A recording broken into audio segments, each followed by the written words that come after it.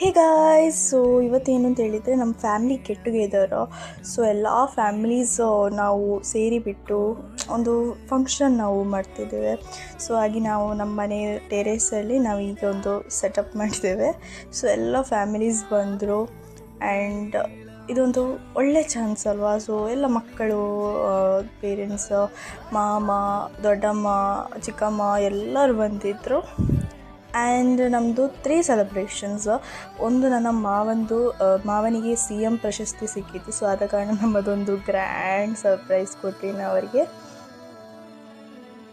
ಈ ರೀತಿಯ ಒಂದು ಮಗನನ್ನು ನಮಗೆ ಸಿಕ್ಕಿದೆ ಎಂಬುದು ನಮ್ಮ ಒಂದು ದೊಡ್ಡ ಒಂದು ಇದನ್ನು ಹೇಳಬೇಕಾಗ್ತದೆ.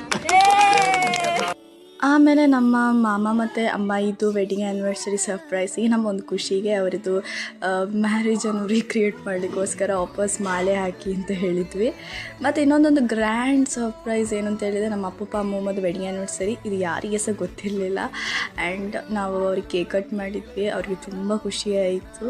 ಹಾಗೆ ನಮ್ಮ ಯಂಗ್ಸ್ಟರ್ಸ್ ಅವರೆಲ್ಲ ಡ್ರಿಂಕ್ಸ್ ಕುಡಿಲಿಕ್ಕೆ ಸ್ಟಾರ್ಟ್ ಮಾಡಿದರು. ಸೊ ಎಲ್ಲರೂ ಸೇರಿದ್ದಕ್ಕೆ ತುಂಬ ಖುಷಿಯಾಯಿತು ನಮಗೆ. ಸೊ